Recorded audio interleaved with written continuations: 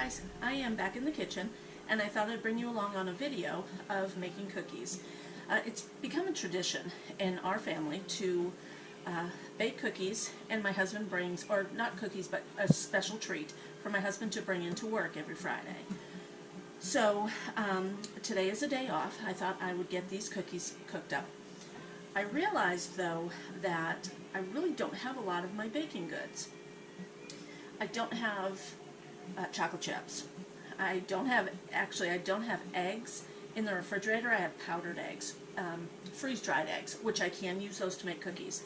But I don't have very much of anything.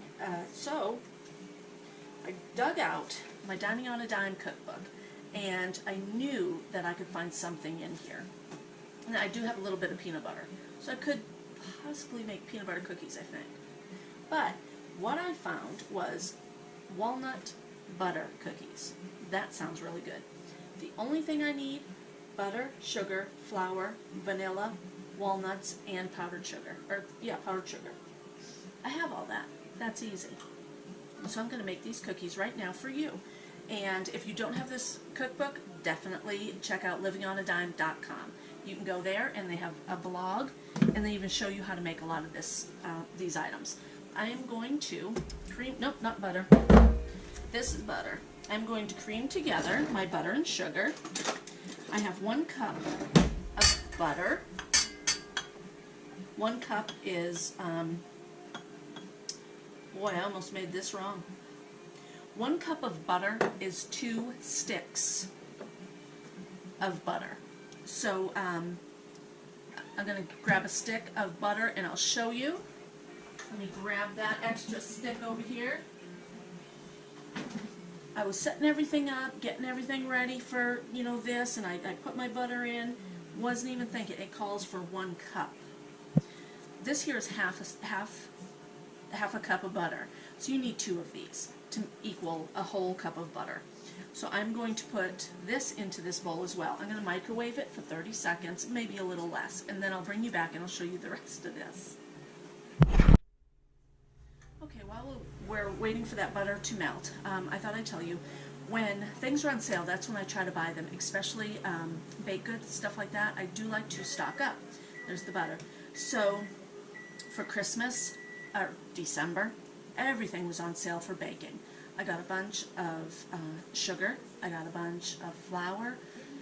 I can't remember how much it was. I think I have a video up on that though. $1.29 or something like that for 4 or 5 pounds of each. So I stocked up on that. So I have a lot of that. The other day I went to Farm and Fleet and I picked up a bunch of nuts.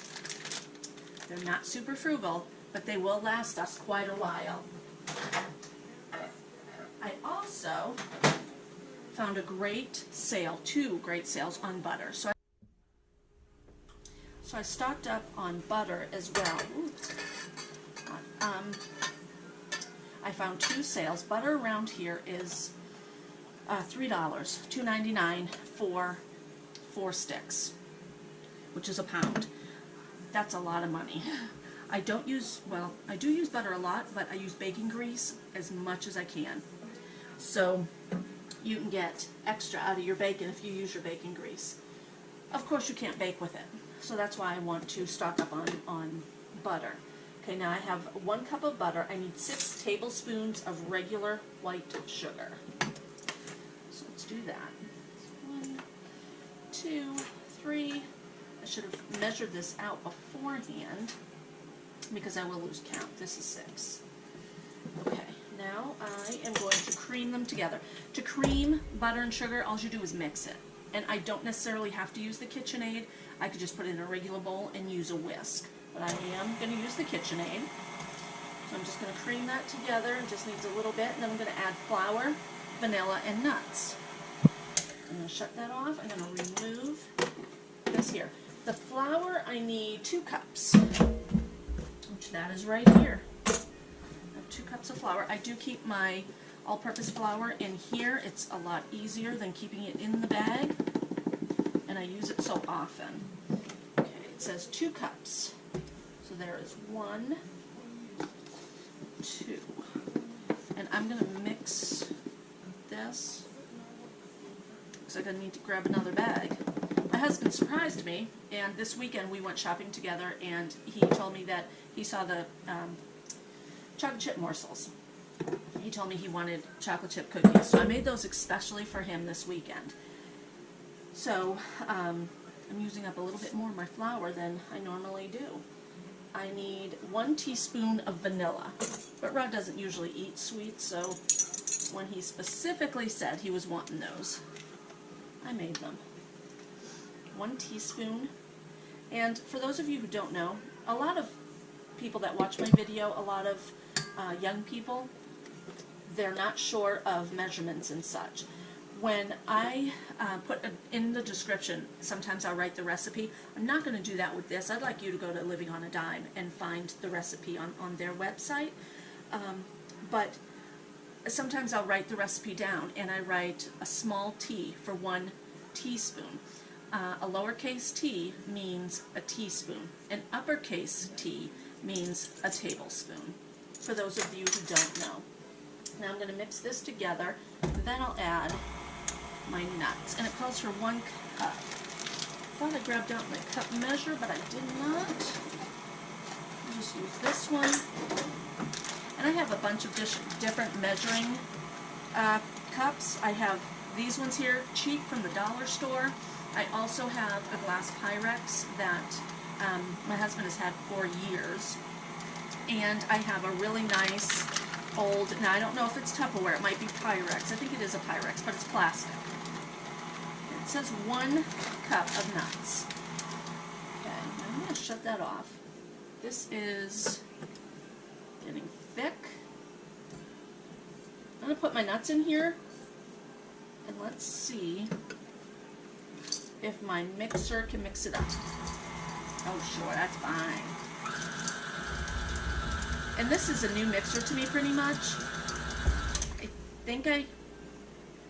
I think I've had it since March of last year, so almost a year. And I love it. Okay, and depending on how many cookies this makes, I might make another batch. Which I know that's a lot of butter. I mean, that's an entire pound of butter. But this is a special treat, and we do it every Friday. And I don't always make cookies. A couple of weeks ago, I made granola bars, which were awesome. Okay, now what we need to do is take the cookies on a pan. You want to spray your pan. Usually I spray the pan over the sink. I'm just going to do it right here. Just a little bit. Turn it on a little. Okay, get some of that out of there. Now I'm going to roll them into balls. And it says about a walnut size. So that's about a walnut size. Put it on your pan and lightly squish down, okay? I'm not going to show you every one of these. I am going to bring you back. You just do this. Just roll it gently. Okay, put it on your pan and squish. I'll bring you back when they're all on the pan, and I'll show you exactly like how I put them out. Okay, this is what they look like on the pan, and I've put them this way, so I know that they're going to spread a little bit. Some cookies spread more than others. I've never made these before, so I'm not exactly sure how much they're going to spread, but I made sure that there's enough space in between them, that when they spread, it'll be okay. And I can feel the walnuts as I press these down. I can feel the walnuts. This one doesn't have a lot. That's not a good thing. But anyway, these are the cookies. I'm going to put them into the oven at 350. I'm going to bake them for, let's see, it says 400 for 10 minutes. Woo, good thing I read my cookbook. I'm going to turn this up. And I'll cook them. I could cook them at 350 for maybe 15 minutes, but I'm going to do it as the cookbook says. So I'm going to let the oven come back up to temperature, and then I'm going to make these. Now, it says that it makes 3 dozen. I have 2 dozen here, and I have a little bit left over. I probably have about 5, maybe 6 cookies left in there. So if you made these a little smaller, you could get 3 dozen out of them. So I'll pop these in the oven and cook them when it comes up to temperature. But this is just a simple recipe, and I mean, really easy to make. I am going to make another batch too, because my husband brings in cookies for the first shift and the second shift. So Haley, if you're watching the video, you like the cookies, leave me a comment, okay?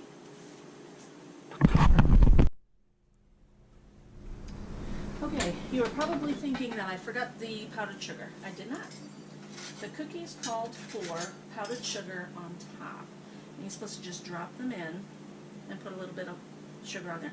Probably should have done it a little earlier, because I don't know if that powdered sugar is going to stay on there.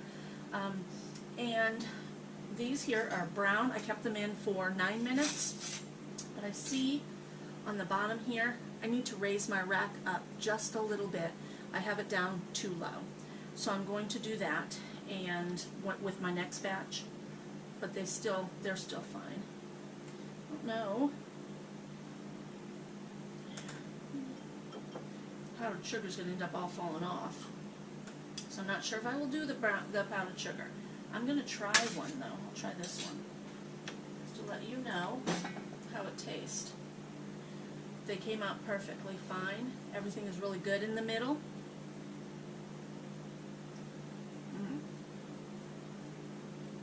Wow. Those are amazing. Almost kind of melts in your mouth. And it reminds me of a cookie that my father made when we were kids for Christmas. These are really good. Really good. I like this. I'm going to make a second batch, and these will go to my husband's workmates. And I'll definitely have to save some for us, because these are really good. Well, if you like the video, give me a thumbs up, give me a comment, and definitely subscribe. I will be making these cookies again. So I know that, Mike, you miss out on all of these Cookie Fridays, don't you? Come on over. Come on over and hang out with us for a little bit of a barbecue and some homemade cookies. Guys, thanks for watching, everybody, and thank you for letting me into your kitchen.